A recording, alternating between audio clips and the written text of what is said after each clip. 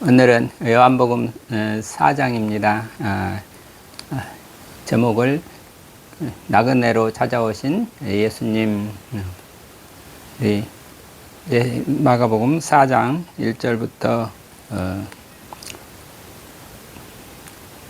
9절까지 10절까지 읽겠습니다. 마가복음 4장 1절. 예수께서 제자를 삼고 세례를 베푸시는 것이 요한보다 많다 하는 말을 바리새인들이 들은 줄을 주께서 아신지라. 예수께서 친히 세례를 베푸신 것이 아니요 제자들이 베푼 것이라. 유대를 떠나서 다시 갈릴리로 가실새 사마리아를 통과하여야겠는지라. 사마리아에 있는 수가라 하는 동네에 이르시니 야곱이 그 아들 요셉에게 준 땅이 가깝고 거기 또 야곱의 우물이 있더라. 예수께서 길 가시다가 피곤하여 우물 곁에 그대로 앉으시니 때가 6시쯤 되었더라. 사마리아 여자 한 사람이 물을 길러 왔음에 예수께서 물을 좀 달라 하시니 이는 제자들이 먹을 것을 사러 그 동네에 들어갔음이러라. 사마리아 여자가 이르되 당신은 유대인으로서 어찌하여 사마리아 여자인 나에게 물을 달라 하나이까 하니 이는 유대인이 사마리아인과 상종하지 아니함이러라. 예수께서 대답하여 이르시되 네가 만일 하나님의 선물과 또 내게 물 좀 달라 하는 이가 누구인 줄 알았더라면 네가 그에게 구하였을 것이요 그가 생수를 내게 주었으리라. 아멘. 여기까지 일단 읽겠습니다. 예수님께서 사마리아 여인을 만나는 이야기죠. 지금 요한복음은 우리 만남의 이야기로 되어 있습니다. 믿음이라고 하는 것은 예수님과 인격적인 만남이다. 인격적 만남의 사건, 인격적인 만남의 사건을 통해서 우리는 믿음으로 들어간다. 예수를 믿는다 할 때 그저 예수를 믿는다 하는 그 믿음이 아니라 예수를 인격적으로 믿고 그 인격을 우리가 받아들일 때, 그래서 예수 인격이 내 안에서 살아계시도록 받아들이는 그것을, 그래서 예수께서 내 안에 살아계심을 이렇게 증거하는 그런 믿음이 마음으로 믿고 입으로 시인한다. 그 믿음이라고 하는 것은 마음으로 믿고 입으로 시인한다 그럴 때, 마음이라고 하는 것은 예수님의 인격을 내 마음속에 모시고, 그래서 예수님께서 내 안에 살아계심을 증거하는 그런 입으로 시인한다는 게, 입으로 증거한다. 내가 사는 것이 아니라 그리스도께서 사신다. 예수 그리스도의 인격을 우리 전하는 그런 그걸 시인한다. 그러니까 믿음이라고 하는 것은 단지 우리 어떤 지식으로, 어떤 이론으로, 교리로 그것을 내가 받아들인다. 그걸 받아들이고 그걸 암기해가지고 그걸 다른 사람한테 내가 전한다. 그런 차원이 되면 그것은 하나의 정말 자기가 생명을 얻은 것이 아니라 단지 그 사람은 복음을, 성경을 들고 다른 사람한테 성경을 전하고 정말 자기는 믿음이 없이 그저 전해주받은 말씀을, 성경이 뭔지 읽어보지도 않고 성경만 들고 이 성경이 진리입니다 하고 다른 사람한테 전달한다. 그런 어떤 매개자, 그런 역할을 밖에 못한다. 그것은 헛된 믿음이라고 하겠죠. 그래서 참된 믿음이라고 하는 것은 예수님을 인격적으로 만나서 그 예수님의 인격을 내 마음에 받아들여서 내 마음으로 믿고 마음으로 믿고 받아들여서, 그래서 예수님께서 내 안에 살아계심을 우리 삶으로, 말씀으로 증거하는 그러한 시인하는, 그래서 그걸 정말 예수님께서 나의 생명의 주인이십니다. 그것을 입으로 시인한다. 그렇게 얘기를 하는 거죠. 그 요한복음에서 지금 우리가 맨 처음에 인격적인 만남, 그 만남의 이야기들을 쭉 전하고 있습니다. 맨 처음에 요한복음에서 누구와 누구의 만남이었어요? 세례 요한과 예수 그리스도의 만남. 예수님께서 세례 요한을 만남으로부터 하나님 나라의 역사가 시작됐죠. 세례 요한이 예수님을 나는 빛이 아니고 빛에 대해서 증거하러 온 자다. 주의 길을 곧게 하라고 하는 광야에서 외치는 자의 소리로라. 이렇게 세례 요한은 주님이 오시는 그 길을 준비하는 사람이었다. 그래서 그 길의 준비가 결국 뭔가 그러면 이 복음의 시대가 오기 전에 율법의 시대가 있었다. 그러니까 율법의 완성이 결국은 복음이고, 그 율법의 끝이 율법의 완성이 복음의 시작이 되는 거죠.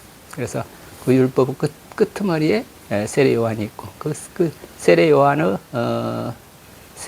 이어받아서 새로운 하나님 나라의 복음을 이제 시작되는 게 예수님이신데, 그 예수님과 세례 요한의 만남, 거기에 대해서 아주 비유, 우리 만남의 비유를 이게 요한복음에서는 혼인잔치 이야기도 하고 혼인으로 비유를 한 거죠. 혼인이라고 하는 게 두 사람이 인격적인 만남, 그게 혼인이라고 하는, 둘이 만나서, 남녀라는 두 사람이 만나서 하나가 된 그 사건을 이 혼인이라고 하잖아요. 그래서 이 혼인이라는 그 사건, 혼인이라고 하는 게 하나의 신비 사건이라, 이렇게 어떻게 하면 그 전혀 낯선 두 사람이 만나서 한 몸이 돼서 살아가는가. 이게 우리가 이 혼인을 통해 가지고 혼인이 주는 하나의 신비의 역사죠. 그러나 그것이 육체적인 만남으로, 생물학적인 만남으로, 그렇게 동물적인 만남으로, 이건 이 세상이 모든 생명이 이어지는 것은 그런 어떤 남녀의 만남으로, 육체적인 만남으로 해서 이어지는 거지만, 그러나 그거는 육체의 세계고, 생물학적인 세계고, 육의 세계지, 땅의 세계지. 그 땅의 세계를 통해서 하늘의 어떤 그 영적 진리를 또 보여주신다. 그래서 하나님께서 천지 만물을 말씀으로 지으셨기 때문에 이 세상에서 일어나는 모든 일들이 하나님 나라의 예표가 될 수도 있는 거다. 그러니까 상징으로 지금 요한복음에서는 혼인잔치, 혼인에 대한 비유를 하면서 이 만남의 사건을 이렇게 전혀 다른 이질적인 남성과 여성이라고 하는 게 전혀 다른 성질이잖아요. 다른 성질이 만나서 함께 한 가정을 이루고, 그래서 새로운 생명을 잉태하고 살아간다. 여기에 어떤 하나님의 섭리가 우리에게 주는, 우리는 그래서 그 혼인의 비유를 영적으로 하게 되면 우리는 그리스도라는 신랑을 만나서 나는 신부가 돼가지고 그리스도와 내가 하나가 만나서 인격적인 만남이라 하는 게 바로 그 만나서 혼인에 비유해가지고, 그래서 내가 혼인이라고 하는 건 내가 이게 신부가 돼가지고 그리스도가 주님이 돼서 우리가 주님과 합일이 되면 나는 주님이 나의 주인이십니다. 나의 주입니다. 내가 사는 것이 아니라 그리스도께서 내 안에 사신다. 그런 어떤 이 혼인의 비밀을 옛날부터 이렇게 여성은 순종, 그리고 남성은 어떤 그 주인이 되고, 여인은 이렇게 몸이 되고, 뭐랄까 힘이 되고, 남성은 빛이 되고, 빛과 힘이 하나가 돼서 살아가는 그런, 그러니까 이게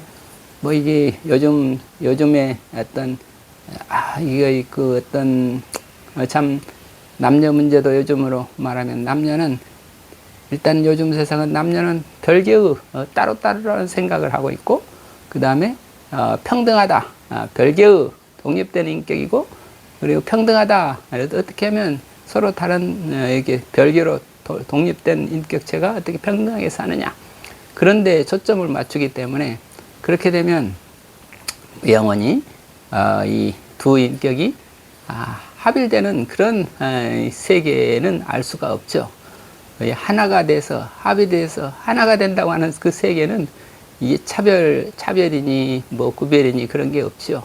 당신이 나고 내가 당신이고 빛과 힘이 빛이 힘이 되고 힘이 빛이 되고 둘이 하나 이게 따로가 있을 수 없고 그러니까 남과 여 하면 따로 떨어져 있는 거지만 부부라 그러면 남편 없이 어머니 없이 아버지가 없고 아버지 없이 어머니가 없고 아버지와 어머니는 늘 하나지 어버이 하나지 거기에 떨어질래야 분리할 수가 없는 거죠. 그게 그래서 영의 세계에서는 근데 유구 세계로 떨어지면 지금 유구 세계에 떨어지면 그 모든 게 그게 하나라는 것을 알 수도 없고 될 수도 없고 그렇기 때문에 참 인격적인 만남은 하나가 되는 인격적인 만남은 영의 세계다. 그러나 그것을 또 이 현실 세계에서 우리 일상에서 그 어떤 그 합일 하나라고 하는 것, 둘이 서로 다른 둘이 하나가 되는 것을 우리 일상적인 경험에서 보여주는 것으로는 부부의 도리라는 그 부부의 하나된 부부의 합이라고 하는 그 비유보다도 더 좋은 비유가 없기 때문에 늘 혼인의 비유, 합의를 하나됨의 비유를 혼인 비유로 많이 쓸 수밖에 없다고 봅니다. 이 세상에서 이 세상에 모든 생명이 이어져 나는 그 원리가 이 남녀로 이루어져서 음양으로 이루어져서 음양이 합일돼서 새로운 생명이 나타나고 왜 하나님께서는 이렇게 이런 섭리를 일으키셨을까? 그 속에서 영적인 지지를 깨치라고 그래서 사람은 그저 동물적인 그런 어떤 육체적인 그런 합의의 세계, 남녀의 세계만 알아서는 인간이 될 수 없다. 정말 영적인 영이 돼서 둘이 영이 되면 인격적인 만남이라고 하는 것은 영이라야 된다. 그 영이 돼서 공이라야 된다.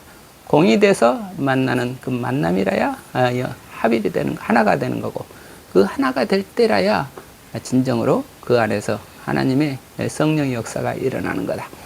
그래서 요게 아주 요한복음의 전체 지금까지의 스토리 핵심이 바로 우리 이 합의의 세계, 신비의 세계라고 하면 또 미신으로 빠지니까 어떻게 어떤 굉장히 지성적이지만 그러나 어떤 거기에 영이라고 하는 영의 세계라고 하는 것은 우리의 지식이 다 알 수 없는 그런 높은 세계다 하는 말씀으로 자꾸 신비적인 합의를 말씀을 드리는데 오늘 그러니까 세례 요한이 비유를 혼인잔치 비유하면서 신랑 비유를 하잖아요.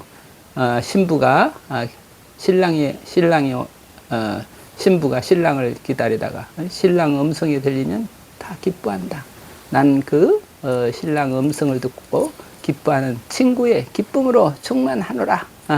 그런 또 앞에 요한복음 3장에서 그런 얘기가 있었죠. 요한복음 3장에서 신부를 취하는 자는 신랑이나 3장 29절에 신부를 취하는 자는 신랑이나 서서 신랑의 음성을 듣는 친구가 크게 기뻐하느니 나는 이러한 기쁨으로 충만하였노라. 대개 이 귀절도 지난번에 말했지만 이게 세례 요한은 대개 이 귀절을 필요하면서 세례 요한은 예수의 친구고 지금 예수의 그 제자들이 예수님을 이렇게 기쁘게 영접하는 그 세계를 보고 나는 예수와 똑같은 마음으로 그 기쁨이 충만하다 그렇게 뿌리를 하죠. 했는데 저는 또 좀 바꿔가지고 그 기뻐, 신랑을 만나는 그 기쁨. 그러니까 예수님께서 제자를 만나는 그 기쁨, 그 기쁨으로 충만했다. 이렇게 볼 수도 있고, 또 제자가 스승을 만나는 기쁨, 신부가 신랑을 만나는 기쁨, 그 기쁨으로 충만하다. 이렇게 볼 수 있다 싶어가지고, 저는 그 친구를, 지난번에는 신부의 친구를 해가지고, 신랑 음성을 듣고 기뻐한다. 누가 기뻐하나? 그러면 신부가 기뻐하겠죠. 그럼 그 기쁨이 충만하다 하는 건 누군가 그랬을 때, 논리적으로, 신부의 친구가, 신랑 음성을 듣고 기뻐하는 사람은 신부인데, 그 기쁨, 그 신부의 기쁨을 같이 충만하게 기쁜다. 그 신부의 친구로서의 지금 이 세례 요한은 자기는 예수님의 제자의 친구로서 나는 그 제자들이 기뻐하는 그 기쁨이 나는 한없이 충만하다. 이런 식으로 저는 뿌리를 헹겼죠. 이것들이 대부분 다 성주석에서는 이게 세례 요한을 자기는 예수의 친구로 이렇게 예수의 친구로서 기쁨이 충만하는 걸로 말을 했는데, 그런 점은 이렇게 저는 뭔가 좀 달리 풀었습니다. 여하튼 오늘 말씀드리는 거는 지금 이 만남, 인격적인 만남이 돼서 그 인격적인 만남이 되면, 그 영적인 만남이 되면 거기 한없는 기쁨이 넘치게 되는데, 그렇잖아요. 우리 사랑의 기쁨, 정말 우리 10대, 20대들이 자기가 좋아하는 사람을 만났다, 자기 좋아하는 짝을 만났다, 그럴 때 얼마나 기쁘고 행복하겠어요. 그러나 그거는 일시적인 거고, 육적인 거고, 세상적인 거고, 그러나 영적인 기쁨은 그것에 비할 수가 없다. 그래서 그 영적 진리이신 그리스도와의 인격적인 만남을 통해서는 그 기쁨이라고 하는 것은 이 세상의 어떤 기쁨과도 비할 수 없이 큰 것이다. 그래, 그 기쁨은 또한 영원한 것이다.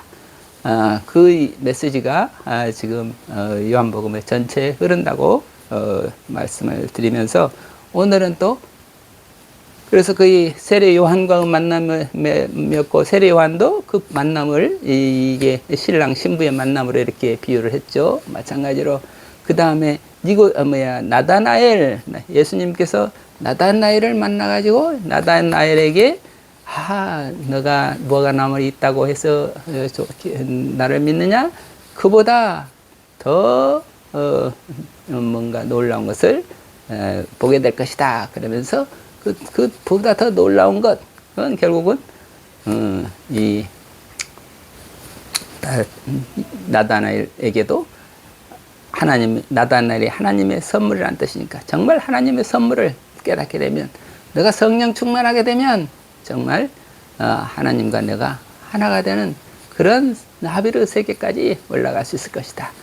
그런 어떤 이 축복을 해주셨죠.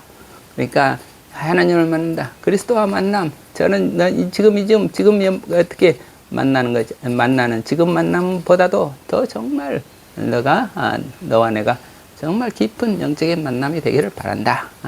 나다나엘과 만남이 있었죠. 그 다음에 또